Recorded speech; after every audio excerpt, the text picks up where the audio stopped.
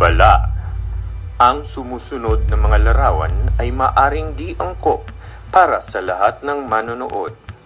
Patnubay ng nakatatanda ay kailangan.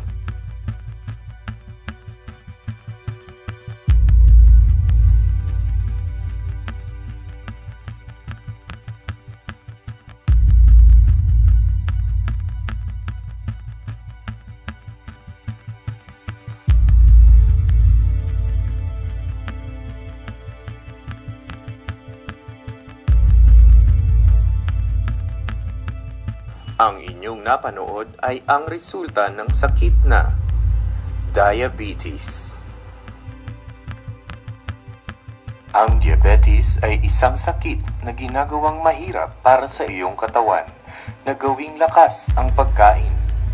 Kapag kumakain ka, ang pagkain ay pinipira-piraso para maging asukal. Ang asukal na ito ay kailangang makapasok sa mga selula ng iyong katawan upang magbigay ng lakas. Ang insulin ay ginagawa ng katawan at hinahayaang pumasok ang asukal sa mga selula. Ikaw ay may diabetes dahil kaunti lamang o walang insulin na nagagawa ang iyong katawan o hindi magamit ng iyong katawan ang insulin na ginagawa nito.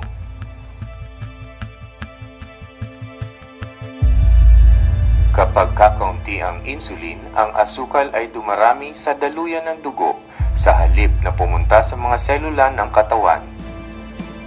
Dahil hindi nakukuha ng mga selula ang asukal, maari mong maramdaman na nauuhaw ka, gaano man karami ang iyong ininom, napapagod ka, kailangan mong alisan ng laman ang iyong pantog ng madalas, malabo ang iyong paningin.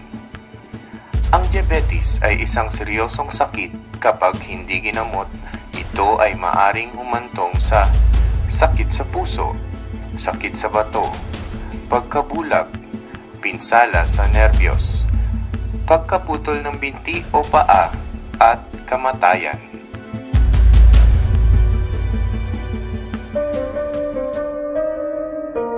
Alagaan ang iyong sarili.